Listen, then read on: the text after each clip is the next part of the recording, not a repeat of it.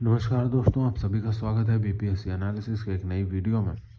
आज हम लोग बात करने वाले हैं कास्ट सेंसस के बारे में। तो कास्ट सेंसस एक बहुत ही महत्वपूर्ण मुद्दा बना हुआ है बाकी राज्य सरकारों के लिए। और यूपीएससी, यूपीपीसीएस, बिहार बीपीएससी की 67वीं मेंस के लिहाजे से ये काफ़ी एक इम्पॉर्टेंट टॉपिक बनता है, और किसी भी स्टेट पीसीएस के लिहाजे से। तो चलिए शुरू करते हैं इस वीडियो को। कास्ट सेंसस के बारे में पहले जानते हैं। तो centre said caste census will not be done, but some regional parties are demanding, saying it is required to fulfil the directions of the reservation being given on the basis of caste. अब केंद्र सरकार कह रही है कि caste census, जातीय जनगणना नहीं करवाएंगे, लेकिन रीजनल पार्टी डिमांड कर रही हैं इसका, ये कह के कि जो रिजर्वेशन की जो प्रक्रिया है उसको पूर्ण तरह से लागू करने के लिए कास्ट का डेटा होना ज़रूरी है। ऐसा दलील राज्य सरकार दे रही हैं। कौन कौन से राज्य हैं? तो मैंने कल भी आपको करंट अफेयर्स के वीडियो में बताया था, महाराष्ट्र, उड़ीसा एंड बिहार। इन तीन राज्य हैं जो कि सबसे ज़्यादा डिमांड कर रहे हैं। अब आगे देखते हैं। Centre says that this is for caste politics and nothing to do with the reservation scheme. राज्य सरकार का कहना है कि ये सिर्फ जातीय राजनीति के लिए डेटा मांग रहे हैं, रिजर्वेशन से इसका कोई लेना देना नहीं है, ऐसा सेंटर का कहना है। Last census had the data of 2011, this is waste of money and time, say centre. राज्य सरकार का कहना है कि ये पैसे और समय की बर्बादी है। 2011 में हम लोगों ने करवा दिया है सेंसस, कास्ट सेंसस। अब बिहार ने बोला है, बिहार के नीतीश कुमार ने बोला है कि बिहार अपना सोशल इकोनॉमिक कास्ट सेंसस खुद ही कराएगा, ऐसा नीतीश कुमार जी ने बोला है। अब 2011 के जो सोशल इकोनॉमिक कास्ट सेंसस की रिपोर्ट है वो अभी तक पब्लिश नहीं की गई है। पहली बार ये सेंसस है। आपको एक बात जानकर हैरानी होगी कि आज़ादी के बाद से ये पहली बार है ऐसा सेंसस हुआ है जिसमें कास्ट की जनगणना की गई है। उससे पहले ये जो डेटा है वो 1931 के डेटा पे हम लोग चले आ रहे हैं, और आज़ादी से पहले की। तो पहले schedule caste and schedule tribes को काउंट किया जाता था, लेकिन अभी जो डिमांड जो पुटअप किया जा रहा है वो किया जा रहा है अदर बैकवर्ड क्लासेस के लिए। तो पहले schedule caste and schedule tribes के लिए आज भी किया जाता है, बट अदर बैकवर्ड क्लासेस के लिए डिमांड रखी जा रही है। अब सोशल इकोनॉमिक कास्ट सेंसस जो है वो इकोनॉमिक और सोशल स्टेटस कास्ट के जानना चाहता है। ये सिर्फ ये कास्ट के पिछड़ापन को इस बेसिस, सिर्फ पैसे के बेसिस पे नहीं आंकता है। ये उसके पिछड़ापन को पढ़ाई के बेसिस पे, बिजनेस के बेसिस पे, प्रॉपर्टी के बेसिस पे, लाइफ एक्सपेक्टेंसी के बेसिस पे, ये सारी चीज़ें को नापता है जो सोशल इकोनॉमिक कास्ट सेंसस होता है। अब महाराष्ट्र जो की जो सरकार है वो सुप्रीम कोर्ट को गई थी 23 सितंबर 2021 को, और एक एफिडेविट फाइल किया है यूनियन गवर्नमेंट पे, जिसने उसने कैटेगरी रूल्ड आउट किया है सोशल इकोनॉमिक कास्ट सेंसस को। Centre said it was unfeasible for administrative point of view. केंद्र सरकार ने बोला कि ये हमारे लिए एडमिनिस्ट्रेशन के पॉइंट ऑफ व्यू से ये बहुत ही अनफीजिबल होगा, मुश्किल वाला काम होगा। अब सेंटर की जो सोशल इकोनॉमिक कास्ट डेटा है अभी तक रिलीज नहीं की गई है। This has not been release due to till now due to flaws in the data. It was decided to form an expert committee headed by NITI Aayog vice chairman Arvind Panagariya, but other members of the committee did not meet and no action was taken. अब यहाँ पे देखिए कि SECC का जो social economic caste census का जो data है वो अभी तक रिलीज़ नहीं किया गया है, क्योंकि उसमें बहुत सारे फ्लॉज हैं। तो 2011 में राज्य सरकार कह रही है कि 2011 में हमने करवा दिया, अब ज़रूरत नहीं है, लेकिन 2011 की जो डेटा है वो अभी तक रिलीज़ की नहीं गई है। तो इसके लिए, ताकि डेटा को रिलीज़ किया जाए, इसकी एक एक्सपर्ट कमेटी भी गठन की गई थी नीति आयोग के वाइस चेयरमैन अरविंद पनागरिया के अगुवाई में, लेकिन कोई भी मेंबर्स ने इस मीटिंग को अटेंड नहीं किया और कोई भी एक्शन नहीं लिया गया। Centre says problems for not showing SECC। अब सेंटर ने क्या क्या प्रॉब्लम्स बताए हैं social economic caste census show नहीं करने के, जो दलीलें सेंटर के तरफ से आ रही हैं उस पर हम लोग थोड़ा चर्चा कर लेते हैं। तो सबसे पहली चीज़ है, in Maharashtra existing OBC SC and ST are only 494। ये जो डेटा जो आई है उसके हिसाब से महाराष्ट्र में सिर्फ 494 other backward class schedule tribes और शेड्यूल कास्ट रहते हैं, सिर्फ 494। 2011 की जो सेंसस डेटा देती है वो बताती है कि भारत में 4,28,777 कास्ट हैं। ये बता रही है 2011 की सेंसस, ये डेटा दे रही है कि 4,28,777 कास्ट हैं बिहार में, जबकि स्टेट का पॉपुलेशन 10.3 करोड़ है, जो कि 11.2% का कोई कास्ट ही नहीं मालूम पड़ा है हमें। 11.2% लोगों का कोई कास्ट ही नहीं मालूम पड़ा। उसके बाद फिर also 99% of the caste in the list had a population less than 100। 99% जो जात थे, 99% जो कास्ट थे, आप ये लगा लो कि 4,28,000 हैं, तो 4,28,000 में 4,000 हटा दो, 4,24,000 जो जात थे उनकी पॉपुलेशन 100 से कम दिखाई गई थी। तो ये 100% है कि ये डेटा फ्लॉड है। अब आखिरी जो कास्ट सेंसस की गई थी 1931 में, उसमें 4,147 कास्ट बताए गए थे। 4,147 कास्ट बताए गए थे, लेकिन अभी 2011 में 46 लाख कास्ट बताए जा रहे हैं। मतलब आप ये समझ लीजिए कि आज़ादी के पहले से आज़ादी के बाद तक में 4,000 जाति थी आज़ादी से पहले। आप ये अनुमान ले सकते हैं, 4,000 नहीं 5,000 आप ले लें। 5,000 जाति थी आज़ादी से पहले, आज़ादी के बाद अभी 46 लाख जातियाँ बन गई हैं। तो इसीलिए इस पे ये सारी चीज़ों से ये निष्कर्ष निकलता है कि entire data is flawed and not to be used.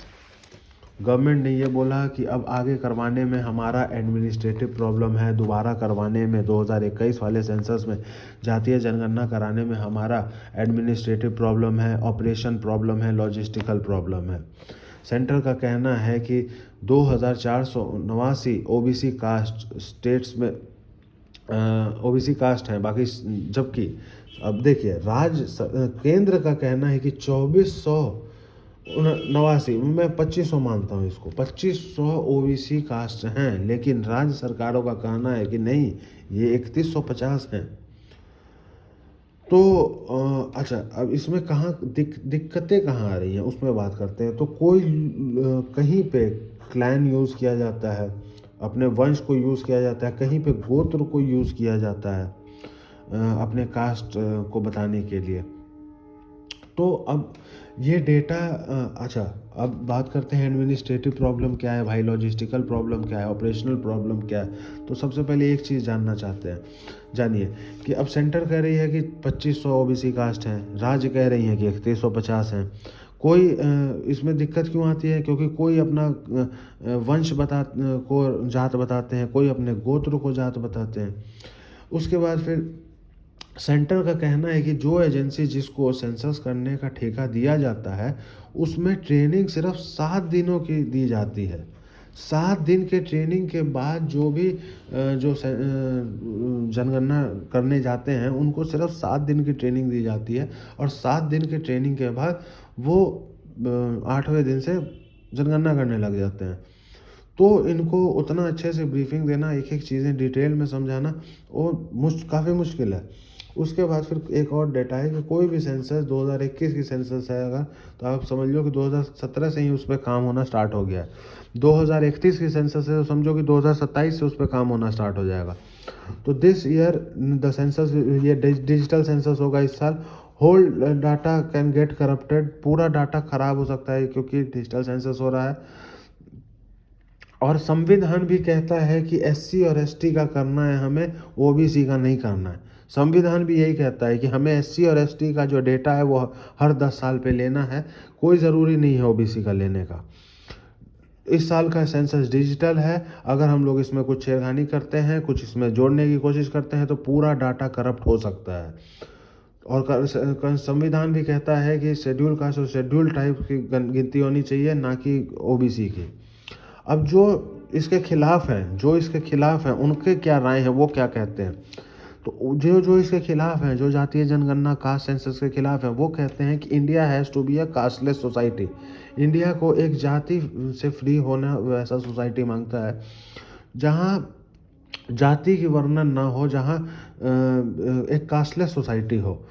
उसके बाद कुछ लोगों का ये भी कहना है कि कोई भी व्यक्ति अपना ओरिजिनल कास्ट नहीं बताएगा, तो क्योंकि उसे लगता है कि मैं अगर दूसरी कास्ट बताऊंगा, कोई विशेष अगर मैं जाति बताऊंगा अपनी, तो उससे मुझे बेनिफिट्स मिलेंगे, पर्सनल बेनिफिट्स मिलेंगे, एक एक अनड्यू एडवांटेज मिलेगा। तो उसके लिए अगर कोई जनरल का है तो वो बता देगा मैं एससी हूँ या एसटी हूँ, so that he also gets into the reservation criteria, वो भी रिजर्वेशन क्राइटेरिया में आ जाते हैं। जनरल का फिर वो एससी एसटी बता देगा, या और भी जनरल है तो ईडब्ल्यूएस बता देंगे। बहुत सारी चीज़ें इंटरप्रिटेशंस हो सकती हैं। तो कोई भी अपना ओरिजिनल कास्ट नहीं बताएगा फ़ायदों के लिए, ऐसा कहना है जो लोग अपोज करते हैं इसका। उसके बाद फिर एक और रीज़न दिया जाता है कि this would give an agenda to the political group.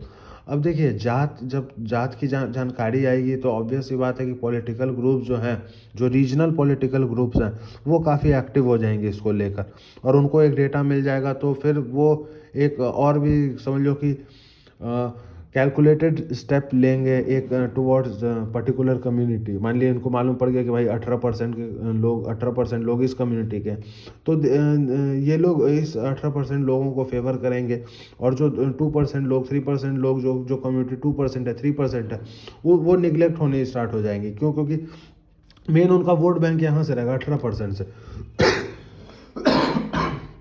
So sorry. तो मेन उनका वोट बैंक वहाँ पे रहेगा, तो ये 2% 3% की जो आबादी के जो लोग रहेंगे उनको नेग्लेक्ट किया जाएगा। तो ये जो लोग इसको अपोज करते हैं वो लोग ये बताते हैं, जो लोग इसके साथ हैं वो लोग बताते हैं कि if we want to implement reservation correctly we need the data. अब देखिए, आपको एक चीज़ इसमें मैं समझाता हूँ। जो लोग इसके सपोर्ट में हैं वो लोग कहते हैं कि अगर हम लोगों को रिजर्वेशन को सही तरीके से लोगों तक पहुँचाना है तो उसके लिए हम लोगों को न्यू डेटा चाहिए। अभी एक चीज़ मैं आपसे बताता हूँ कि मंडल कमीशन की गठन हुई थी 1980 में, उसकी रिपोर्ट आई थी 1990 में। 1990 में मंडल कमीशन की जो रिपोर्ट आई थी, उसने रिजर्वेशन प्रोवाइड किया था इस बेसिस पे कि 52% of the total population in India belong to the other backward classes. उसके हिसाब से, मंडल कमीशन की रिपोर्ट के हिसाब से 52% जो अदर बैकवर्ड क्लासेस थे, 52% भारतीय अदर बैकवर्ड क्लासेस थे। लेकिन जब 2000 एनएसएसओ की डेटा सैंपल सर्वे 2000 में निकली, मंडल कमीशन के 8 साल 9 साल बाद जब ये रिपोर्ट निकली, तो मालूम पड़ता है कि सिर्फ 36% लोग ही ओबीसी हैं। 1980 में मंडल कमीशन गठन किया गया, 1990 में मंडल कमीशन का रिपोर्ट आया, 1991 में मंडल कमीशन ने बताया कि 52% ओबीसी हैं देश में, उस हिसाब से इनको 50% रिजर्वेशन दीजिए। लेकिन एनएसएसओ की जब डेटा आई 2000 में, तो उसमें मालूम पड़ता है कि ओबीसी जो हैं वो सिर्फ 36% हैं। तो ये डेटा अभी तक फ्लॉड है, और जो हम लोग रिजर्वेशन लोगों को बांट रहे हैं, किसी को भी, एससी को, एसटी का तो फिर भी हमें पता है, बट ओबीसी में जो हम लोग रिजर्वेशन दे रहे हैं, अभी तक हमें पता ही नहीं है कि कौन सी जाति को, कौन सी पर्टिकुलर कास्ट को उसकी सबसे ज़्यादा ज़रूरत है। क्योंकि हम लोग को बाइफरकेट करना पड़ेगा कि कौन सी जाति जो है फिनेंशियली स्ट्रांग हो गई है, कौन सी जाति एजुकेशनली स्ट्रांग हो गई है। इसी के लिए मैं आपको एक और एग्जांपल देता हूँ। राजस्थान में एक समुदाय है, मीना समुदाय। मीना समुदाय अभी भी शेड्यूल कास्ट में आती है, लेकिन मीना समुदाय के जितने भी व्यक्ति हैं, most of them 95% of the people in the Meena community are very well settled in most of the premier institutions of India. बढ़िया से बढ़िया जगह पे अधिकारी बने हुए हैं, अच्छे अच्छे पदों पे हैं, प्राइवेट सेक्टर में, पब्लिक सेक्टर में, ये मीना समुदाय। लेकिन आज भी जो है ये शेड्यूल कास्ट में आते हैं। तो इसको भी रिवाइज करने की चर्चा हमेशा आप देखोगे कि सुप्रीम कोर्ट्स में डिफरेंट पीआईएल्स, डिफरेंट पीलास रिकॉर्ड होते हैं, दर्ज किए जाते हैं, दाखिल किए जाते हैं। तो इसको अभी रिवाइज करने की ज़रूरत है। तो जो इसके सपोर्ट में है वो इस तरह की दलील सामने देते हैं। दूसरी, some say India fundamental mistake is the battle to overcome caste was not doing caste census. अब कुछ लोग कहते हैं कि सबसे मूल जो गलती हम लोगों ने कास्ट से लड़ने, कास्ट को इरेडिकेट करने के लिए जो हम लोग लड़ाई लड़ रहे हैं पिछले 75 सालों से, आज़ादी के बाद से कह लें, तो जहाँ हम लोग ख़त्म करने के लिए जो लड़ाई लड़ रहे हैं, और उसी ख़त्म करने के क्रम में जो है हम लोगों ने जातीय जनगणना नहीं कराई। हालांकि हालांकि जातीय जनगणना ही एक ऐसा रास्ता है जिससे ये सारी मतभेद खत्म हो सकती है। लोगों का ये कहना है कि हम लोगों ने सबसे बड़ी गलती ये कर दी कि हम लोगों ने ये कास्ट की जो डिफरेंसेस हैं उसको ओवरकम करने के लिए हम लोगों को सिर्फ एक चीज़ करना चाहिए था, वो है कास्ट सेंसस। कास्ट के डिफरेंसेस को ओवरकम करने के लिए अगर हम लोग कास्ट सेंसस कराते तो हमें मालूम होता कि हमें जिन एरियाज़ पे वर्क करना है, जिन पर्टिकुलर कम्युनिटीज़ को अपलिफ्ट करना है, वो टारगेटेड कम्युनिटीज़ बहुत ही ईजिली हम लोग टारगेट कर पाते अगर हमारे पास कास्ट सेंसस हमने पहले कर लिया होता समय से। तो बिहार के सीएम, झारखंड के सीएम, उड़ीसा के सीएम इसकी डिमांड कर रहे हैं। नीतीश कुमार ने बोला है, ये बयान दिया है कि caste census is the need of the hour, centre should rethink. Caste census अभी की सबसे ज़रूरी चीज़ है, केंद्र को पुनः विचार करना चाहिए, ऐसा बयान हमारे चीफ मिनिस्टर नीतीश कुमार द्वारा दिया गया है। आगे और भी इम्पोर्टेंट टॉपिक्स हैं तो उसकी अगली वीडियो में बनाऊंगा। ये INS विक्रांत के ऊपर है, ये हर घर तिरंगा के ऊपर है, जो पिछले साल के जो रिसेंट जितने भी टॉपिक्स हैं वो सारी चीज़ें मैंने यहाँ पे दी हुई हैं। तो मिलते हैं अगली वीडियो में, तब तक के लिए इस वीडियो को लाइक करें, अपने दोस्तों के साथ शेयर करें, अपनी कोई भी राय है उसको कमेंट बॉक्स में ज़रूर हमारे साथ रखें। और अगर आप चैनल पर नए हैं, अगर अभी तक आपने सब्सक्राइब नहीं किया है चैनल को, तो चैनल को ज़रूर सब्सक्राइब करें। तो मिलते हैं अगली वीडियो में, तब तक के लिए बाय बाय।